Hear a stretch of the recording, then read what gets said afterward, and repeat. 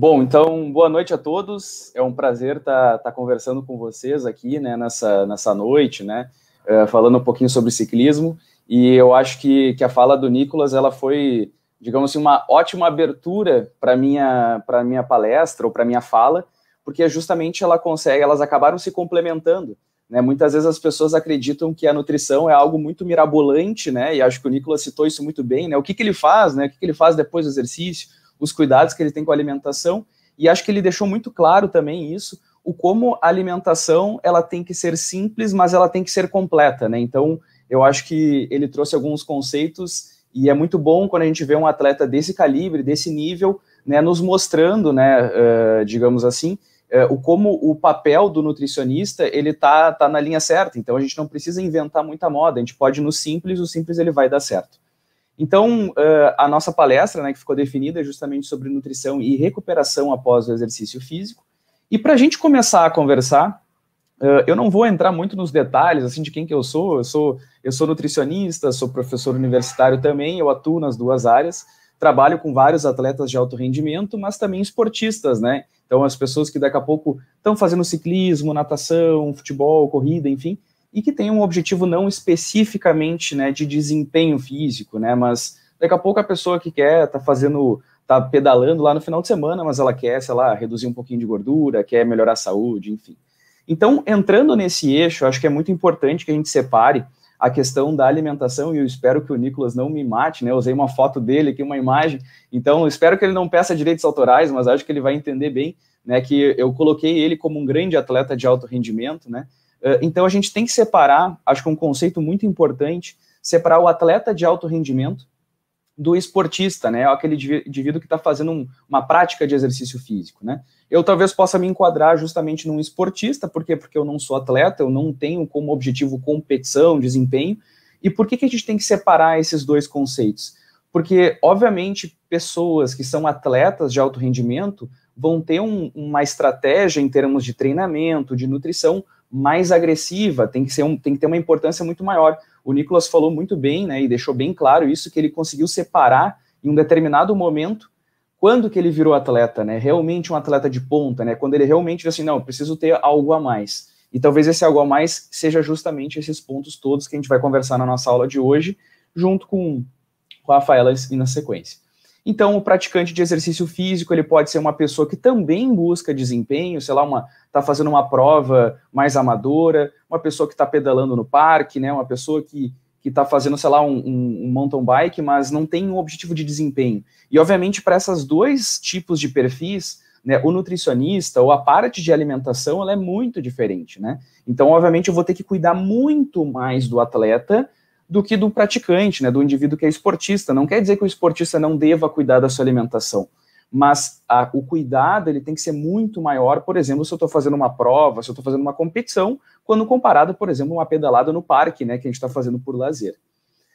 Então, quando a gente fala em nutrição e esporte, e principalmente nutrição e ciclismo, né, tem alguns conceitos que eles são bem importantes que vocês conheçam.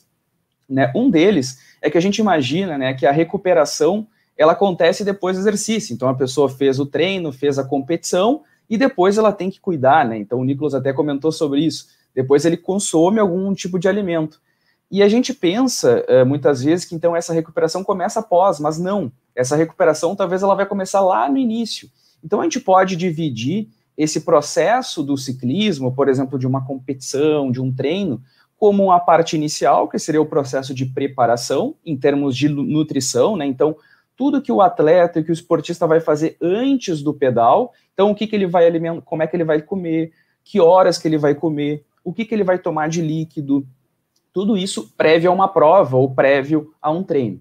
Depois nós temos então o período competitivo ou período de treino, então o período intratreino, né, então o que ele vai estar executando em termos de alimentação no período da competição ou do treinamento, e aí sim, claro, o período recuperativo, que seria então, terminou o treino, terminou a competição, então inicia já o processo de recuperação. E como eu falei anteriormente, a gente às vezes não separa isso tudo. Por quê? Porque o processo de recuperação, ele já começa também lá no processo de preparação. O que isso quer dizer?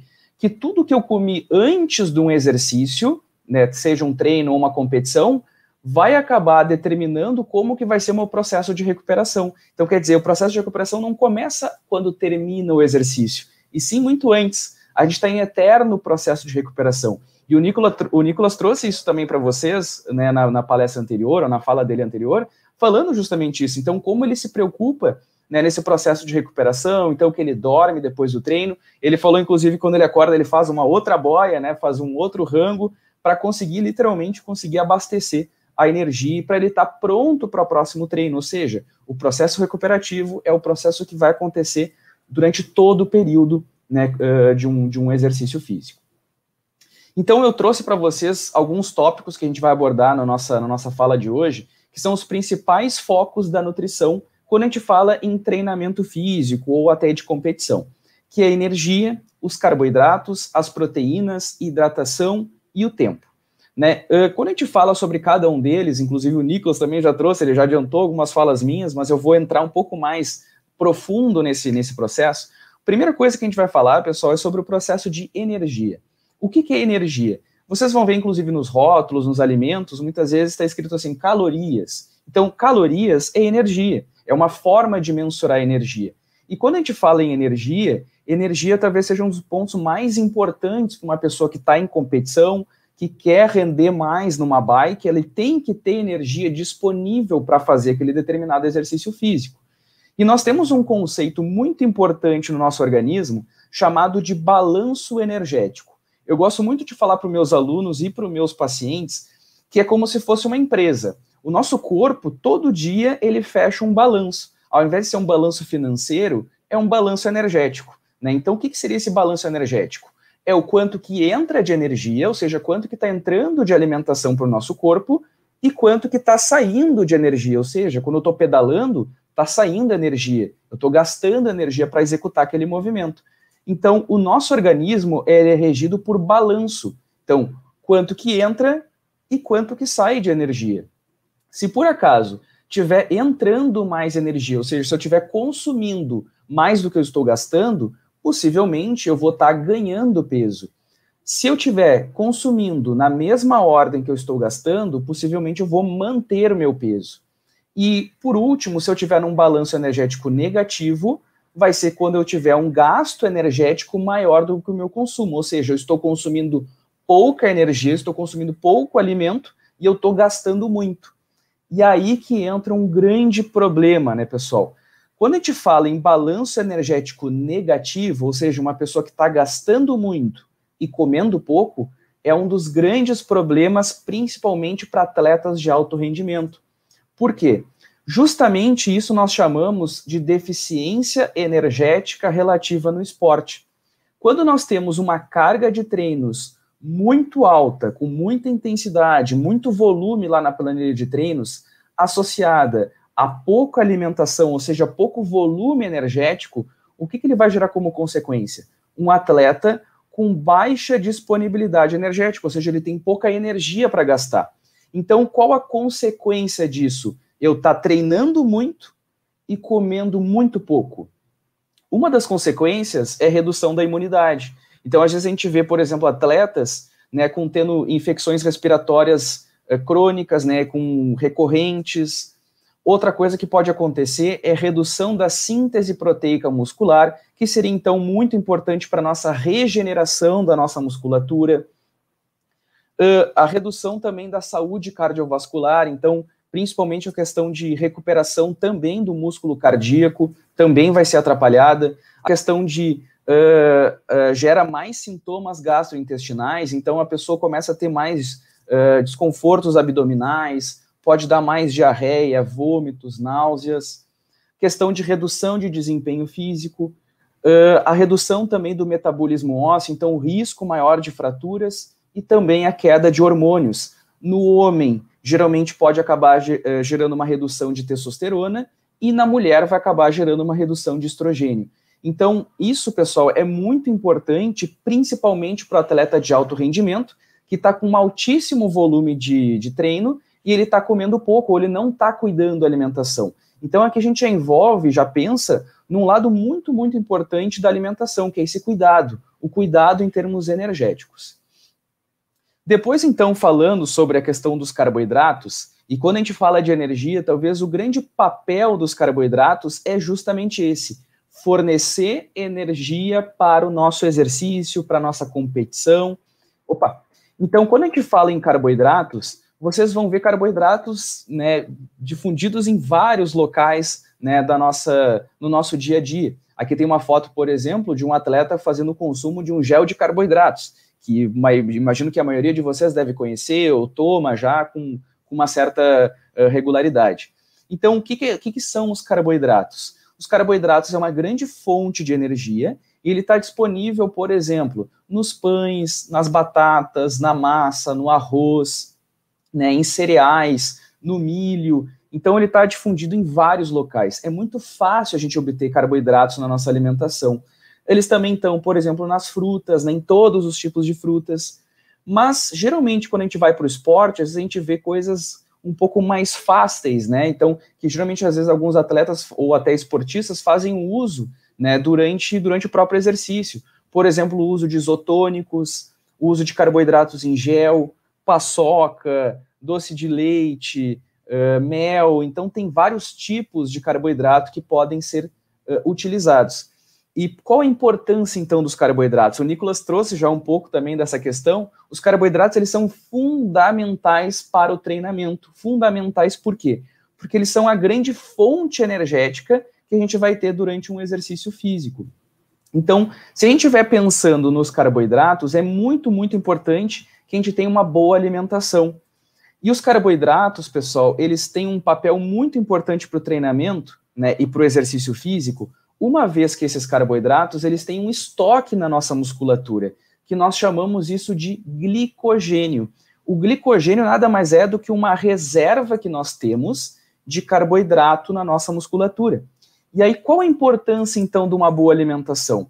Se eu estiver me alimentando bem, ou seja, por exemplo, num processo de recuperação, por exemplo, terminei meu treino de bike, fiz uma competição, que é onde eu gastei esse glicogênio, gastei minhas reservas de carboidrato, o que eu vou ter que fazer? Assim como um celular, terminou a bateria, o que a gente faz? A gente carrega. Literalmente a mesma coisa. Então a gente tem que recarregar o nosso celular, recarregar a nossa musculatura novamente de glicogênio. Então, justamente a nossa musculatura, como a gente estava falando, ele tem uma grande reserva de glicogênio, que é o carboidrato que está lá presente. Ou seja, para eu ter uma boa recuperação da minha musculatura, eu preciso ter uma boa fonte de carboidratos ao final do exercício. E por isso que vocês viram o Nicolas, inclusive, falando, ele falou assim, olha, o que eu como depois do exercício? Eu faço um iogurtão, faço fruta, faço a granola, faço aveia. O que ele está consumindo aí? Ele está consumindo carboidratos, porque qual o objetivo dele? Ter um bom estoque de glicogênio para a próxima sessão, ou seja, no dia seguinte, ou às vezes no mesmo dia ele vai ter uma próxima sessão de treinamento, ou seja, ele tem que estar pronto para essa próxima sessão de exercício, e para isso ele precisa ter uma boa fonte de carboidratos, ou seja, uma boa fonte de carboidratos vai gerar um bom conteúdo de glicogênio e, consequentemente, eu vou ter uma boa energia. Agora, se eu não tiver um bom conteúdo de carboidratos ao final dessa minha prática de exercício, eu vou ter pouca energia. E aí, como é que vai ser a minha próxima sessão de treino? Vai ser terrível. Então, por isso que eu falei para vocês lá no início da nossa fala, pessoal, que eu tenho que me preocupar, não às vezes muito próximo do exercício, mas durante todo o dia. Não adianta eu chegar lá próximo do exercício, não, agora eu vou pensar o que eu vou comer. Não, tem que cuidar em todas as tuas refeições. Porque se tu cuidar em todas as tuas refeições, consequentemente tu vai ter um bom estoque de energia no organismo para conseguir ter um bom desempenho lá na hora da bike. Então, tem um gráfico que eu particularmente gosto muito dele, que mostra uma relação bem legal. Ele mostra a relação justamente da concentração de glicogênio muscular, ou seja, quanto que eu tenho de glicogênio, quanto que eu tenho de energia disponível para minha musculatura e o tempo até exaustão. E olhem que legal. A partir do momento que eu tenho, por exemplo, uma dieta pobre em carboidratos, eu vou ter pouco glicogênio disponível, ou seja, pouca energia, e, consequentemente, o meu tempo até entrar em fadiga durante, por exemplo, um exercício de bike, vai ser muito rápido.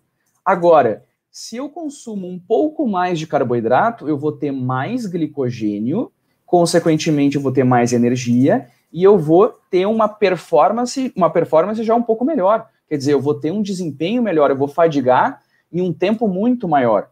Agora, se eu tiver uma dieta rica em carboidratos, eu vou ter ainda mais glicogênio e, consequentemente, eu vou fadigar num tempo muito maior, ou seja, eu vou aguentar muito mais tempo lá pedalando. Consequentemente, a gente já percebe que uma boa concentração de carboidratos ela é fundamental para o desempenho físico. E às vezes as pessoas acabam negligenciando, né, tirando o carboidrato, né, e aí dizem assim, não consigo treinar bem, eu tô quebrando antes. Pô, mas talvez, será que tu tá com um bom aporte de carboidratos? Então, é uma das primeiras coisas que o nutricionista avalia se esse atleta ou se esse esportista ele está consumindo uma boa concentração de carboidratos, tanto antes quanto após o exercício físico.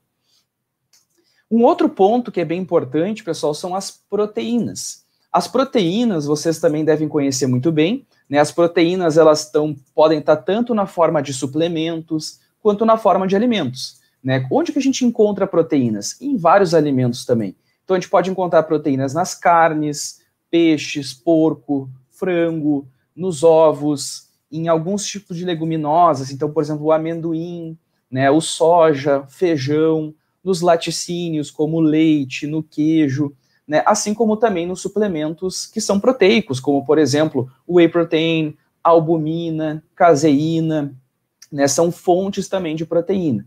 Então, as proteínas, elas estão presentes também em grande abundância. É fácil da gente consumir uma boa fonte proteica em boa quantidade também. É só a gente saber fazer. Então, qual a importância da proteína para o exercício físico? Uma coisa que vocês também têm que saber é que durante o exercício físico, nós temos uma coisa chamada de degradação proteica, que de uma forma um pouquinho mais simplista, a gente chama de desgaste muscular. Então, durante a execução do exercício, a gente está gerando degradação de proteínas, ou está desgastando a musculatura.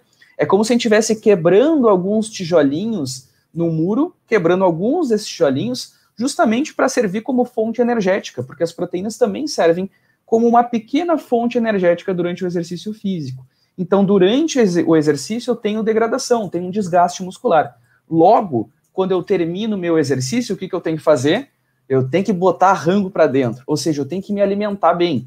Então, durante o descanso ou durante a recuperação, eu preciso também pensar não só nos carboidratos, mas também na proteína.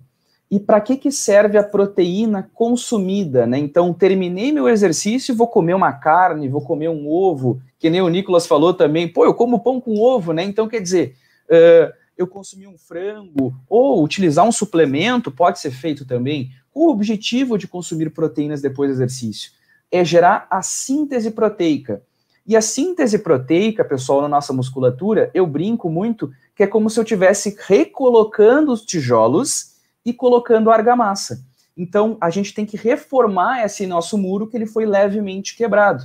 Eu gosto de brincar até muito para os meus alunos, eu gosto de falar assim, olha, o nosso músculo é como se fosse um muro de tijolos.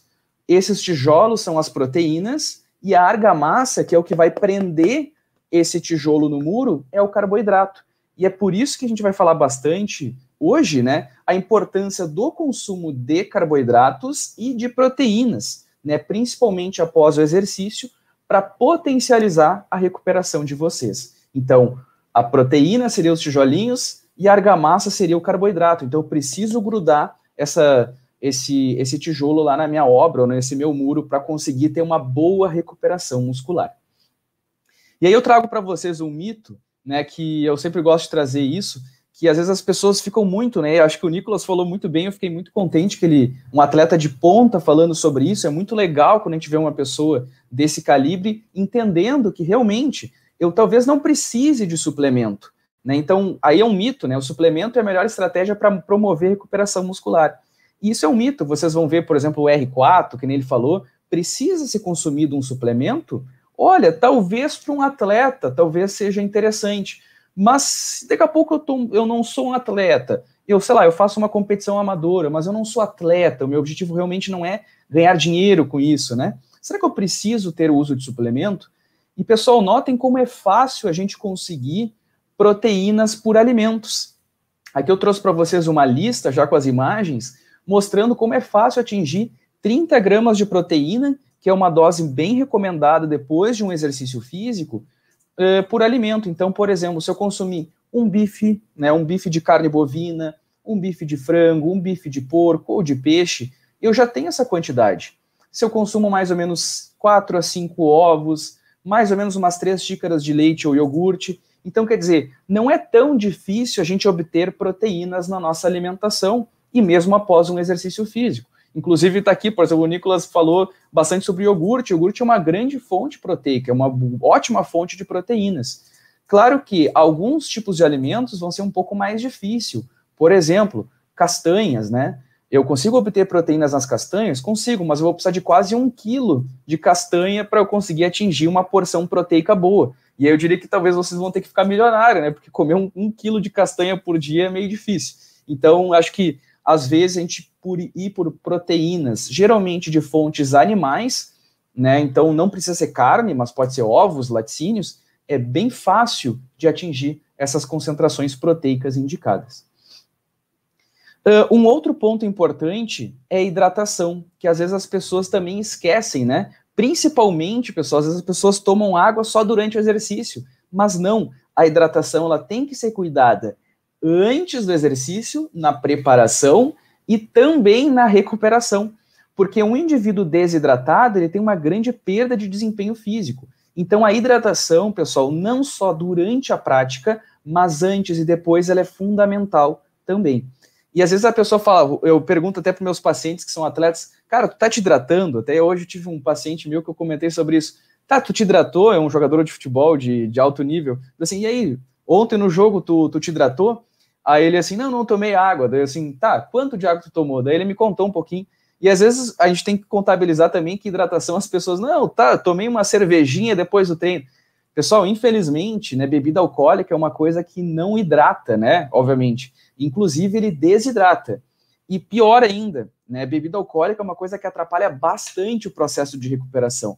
Então tem algumas pessoas aqui que daqui a pouco vão querer me matar, né, pô, tá tirando minha cervejinha, pô, tá tirando o meu vinho, né. Não é questão de tirar. É que se tiver um bom controle de consumo, dá para ter um bom rendimento, dá tranquilo. Mas claro que se puder evitar ao máximo o consumo de bebida alcoólica, é uma coisa que ajuda bastante também no processo de desempenho físico. E lembrando então que a hidratação ela é fundamental principalmente, né, pessoal, em ambientes quentes. Se a gente pega, por exemplo, pessoas que vão pedalar em locais altos, né? Então, às vezes, tem alguns tours que são em alta altitude, ou, por exemplo, pessoas que são da serra, né? Pessoas que daqui a pouco tem ambientes muito quentes, a gente pega mais, começa a subir para o Brasil, norte, nordeste, regiões muito úmidas, muito quentes, o nível de hidratação durante uma prova e durante um treino é muito alto, então tem que ser cuidado ainda mais o processo de hidratação. E essa hidratação ela pode ser proveniente principalmente de água, mas também a partir de isotônicos, né? Então, por exemplo, o Gatorade, que é um caso bem clássico, né? Então, como é que a gente pode avaliar, só para vocês terem já uma coisa bem prática, como que a gente pode avaliar o quanto que eu devo de tomar de líquidos durante o exercício? Tem uma coisa bem simples de ser feita, que é fazer a diferença de peso. Então, a gente fazendo a diferenciação entre o peso pré e o peso pós. Então, por exemplo, se eu pego um atleta que ele, antes do exercício, antes de uma competição, antes de um treinamento, ele tem 70 quilos e ele termina a execução desse exercício ou desse treinamento com 68, quer dizer que ele teve uma diferença de 2 quilos e provavelmente esses 2 quilos é líquido, ele desidratou. Um ponto importantíssimo de cuidar nesse aspecto é que se vocês fizerem isso, que é muito fácil de fazer, só ter uma balança, pesa antes, pesa depois. Menor roupa possível, né? Então, sunga ou pelado, né? Então, façam num ambiente preservado, não façam em público, por favor. Mas, como que tem que ser feito? Terminou a execução do exercício, pega uma toalha e te seca inteiro. Porque se tu não te secar, tu vai ter muita água na superfície corporal e não vai aparecer que tu perdeu muito peso. Então, isso é um cuidado bem importante. Bom, imagine essa situação, uma pessoa perdeu 2 quilos, que daria mais ou menos uns 2 litros de líquidos. Consequentemente, ela vai ter que recompor após o exercício o peso perdido mais 50%. Ou seja, 3 litros de água no período pós-exercício. Se eu perdi 1 quilo, mais ou menos 1,5 litro eu vou ter que tomar de líquido, principalmente água, para tentar recompor o meu estado de hidratação. Tem uma outra forma também, que é uma forma um pouco mais durante o dia inteiro, para saber se vocês estão hidratados ou não, que é aplicar, por exemplo, uma escala de cor de urina, que é uma coisa bem simples. Vocês olharem, por exemplo, como que está a urina de vocês. A urina está muito escura, é um sinal bastante de cuidado. Sinais mais claros de urina é um bom sinal. Possivelmente o corpo de vocês está hidratado.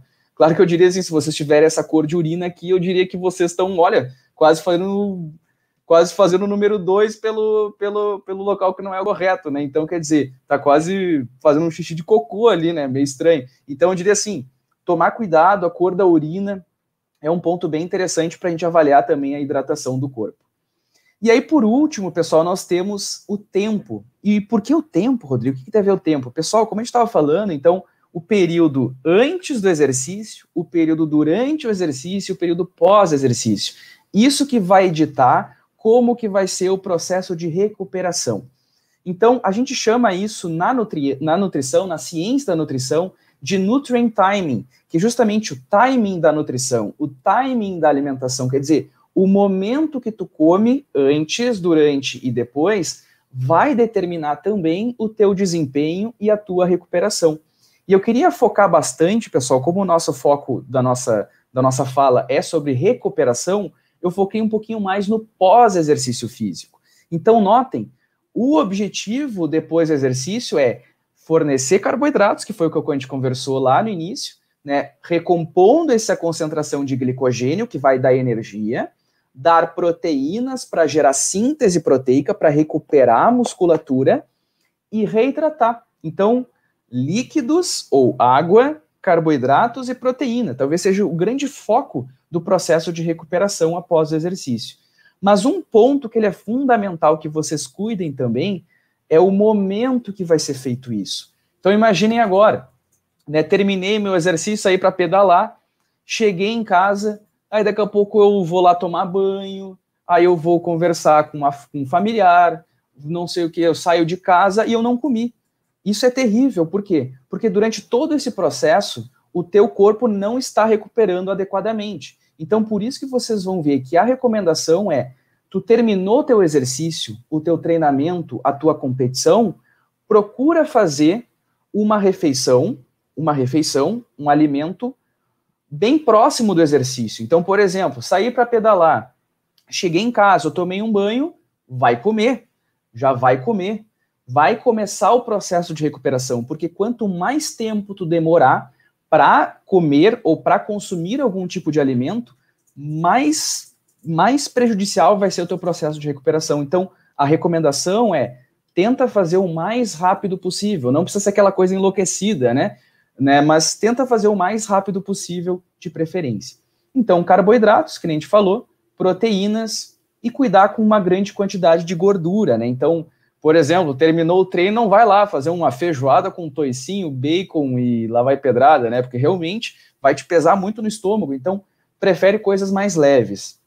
Eu trouxe para vocês aqui até alguns exemplos para vocês enxergarem o que a gente trabalha, por exemplo, com atleta, com esportista, que está pedalando, terminou o pedal e tu vai comer. O que a gente bota muitas vezes numa refeição pós-exercício? Rango.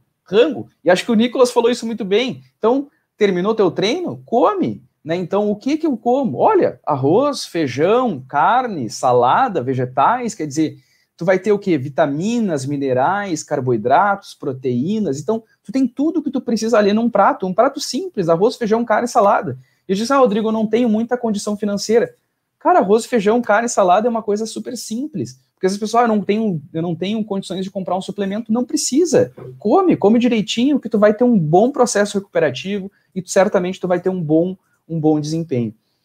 Mas imagina, Rodrigo, mas eu não gosto de comer muito depois do exercício, não gosto de fazer uma refeição. Eu posso fazer alguma coisa mais simples? E até meio que deu uma convergência com o que o Nicolas falou, que é uma coisa que a gente acaba utilizando bastante. Então, por exemplo, dá para ser utilizado aveia, para quem quiser uma refeição com suplemento, né? Aveia, frutas como banana, mel, né? Fontes de carboidrato, e junto uma fonte proteica, por exemplo, um suplemento proteico, um whey protein, uma caseína, uma albumina, que são coisas que vão potencializar o processo de recuperação. Então, guardem bem, pós-exercício, hidratação, carboidratos, proteína e cuidar com o tempo que vai ser feito isso, porque o tempo também é um determinante bem bacana para o processo de recuperação.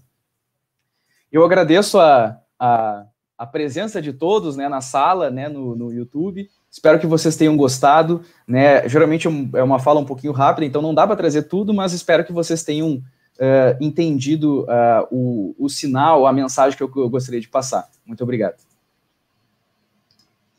Joia, Rodrigo. Foi excelente, cara. Eu acho que abordou os principais pontos aí que a galera tem dúvida e também algumas recomendações que são até para a saúde, né, cara? Não é só para o treino, né? São coisas que tu falaste aí que são relacionadas à saúde em geral. Bom, o chat bombou ali, cara, principalmente quando tu falou que a cerveja, né, cara, o pessoal começou a ficar triste ali, né? Começou a desanimar o pessoal não desanime. Se perguntarem se o Rodrigo toma cerveja, eu tomo, também tomo. Mas claro, você precisa cuidar com a quantidade, né? Acho que é um ponto importante. Esse negócio da cerveja deixa pro Nicolas, então. Nicolas não, ele não. Cerveja zero, né? Agora, aqui acho que é tranquilo. Tem alguns comentários no chat que talvez valha a pena a gente te mostrar aqui para trocar uma ideia, né? Uma das perguntas que surgiu lá é sobre a dieta cetogênica, né?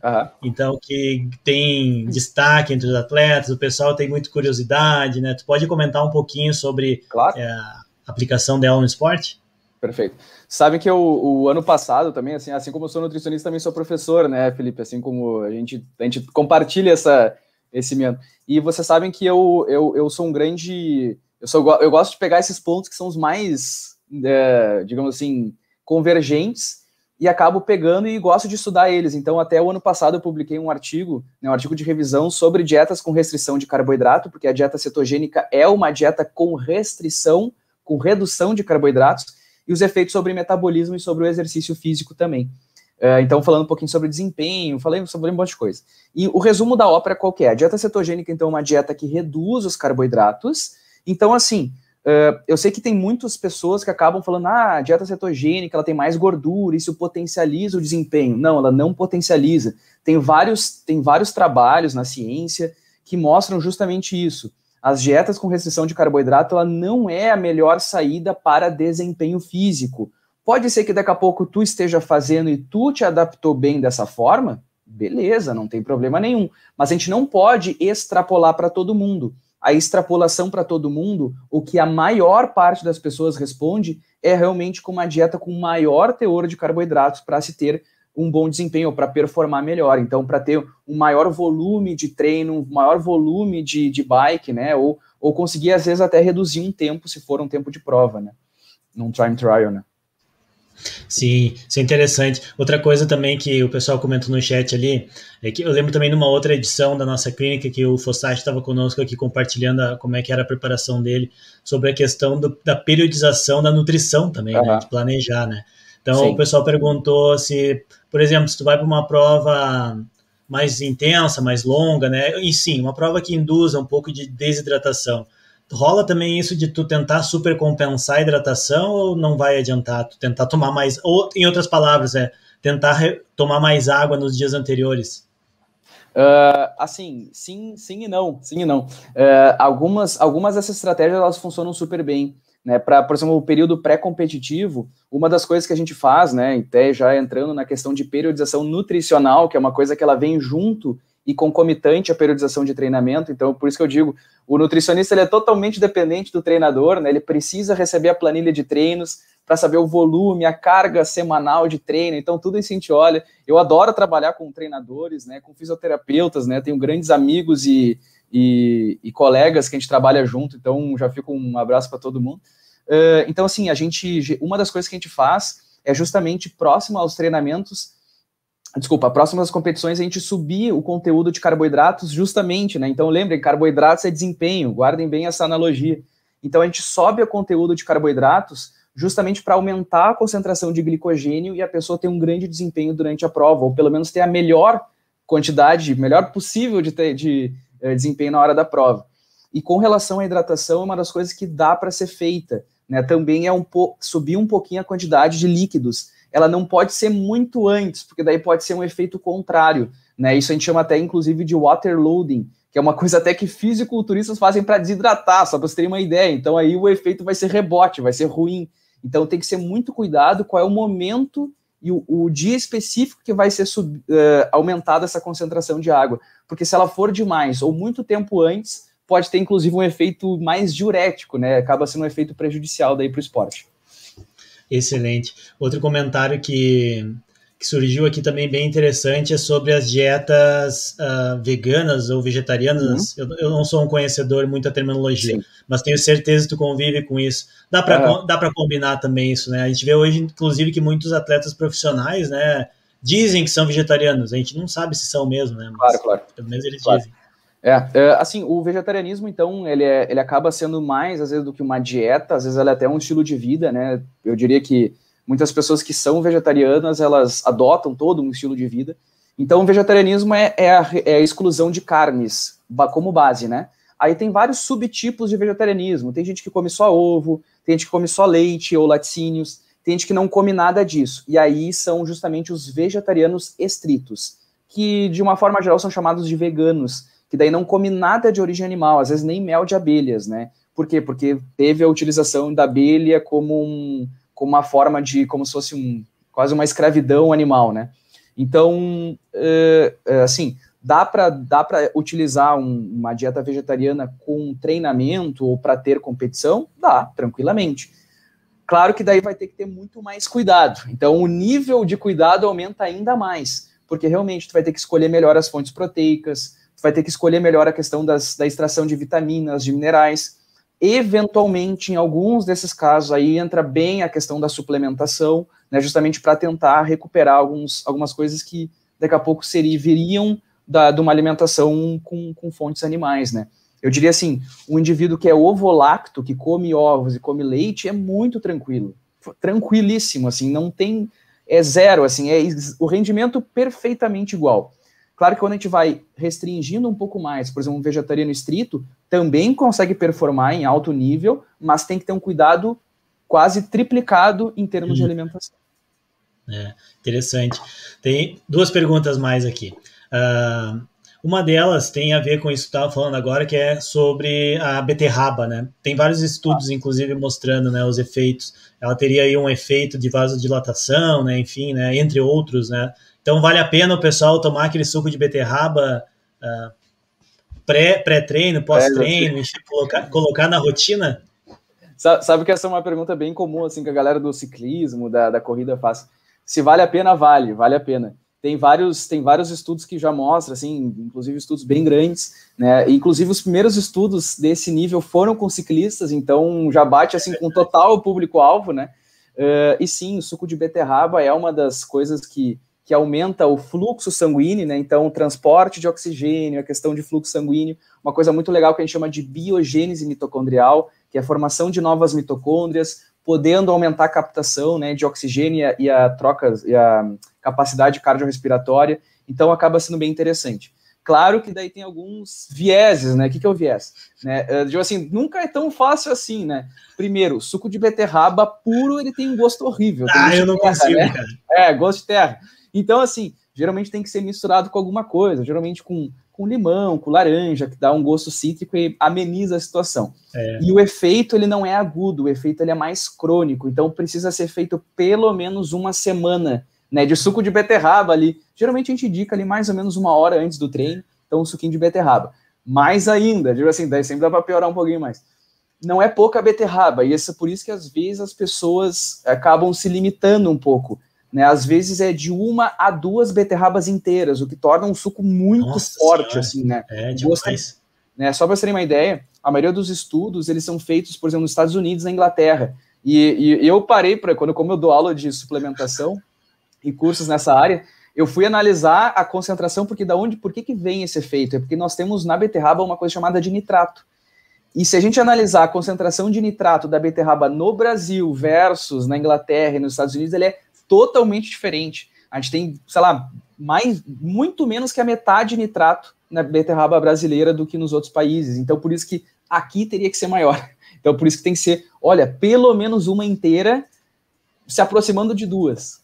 E não se assusta com o xixi depois, que vai ficar vermelho, né? Comendo esse pode monte ficar de vermelho, beterraba aí, né? pode ficar vermelhinho. Tem um comentário também no chat aqui sobre a importância das gorduras ditas boas para o rendimento do atleta. Tu pode comentar um pouquinho disso? Claro, perfeito. Nós temos algumas gorduras boas que foi colocado, né? Então, por exemplo, que eles geralmente vêm dos óleos vegetais. Já destaco para vocês um tipo de óleo que geralmente é muito utilizado e eu já sugiro que vocês cuidem, tipo óleo de coco. O óleo de coco é gordura saturada, então, apesar de ter aquele boom, às vezes, né, nas redes sociais, óleo de coco, porque é natural, ele é rico em gordura saturada, assim como a gente tem na manteiga, né, no leite integral, no creme de leite, enfim.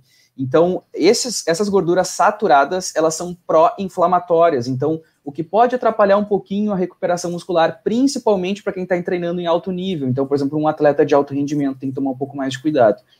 Já as gorduras boas, qual a importância delas? Porque elas são anti-inflamatórias, né? Então, se a gente pegar, por exemplo, o ômega 3, né? O ômega 3 ele vem dos peixes, de algumas sementes, como linhaça, chia, gergelim. Então, claro, se puder acrescentar na dieta, eu não gosto de peixes, né? Frutos do mar. Bom, coloca uma sementinha aí, espalha aí na salada, espalha em alguma comida. Eu digo assim, eu gosto de falar ser bem direto, né? Tipo, você coloca aí um pouquinho no vegetal, tu nem vai sentir, né? Bota no pão, sei lá, bota em algum lugar.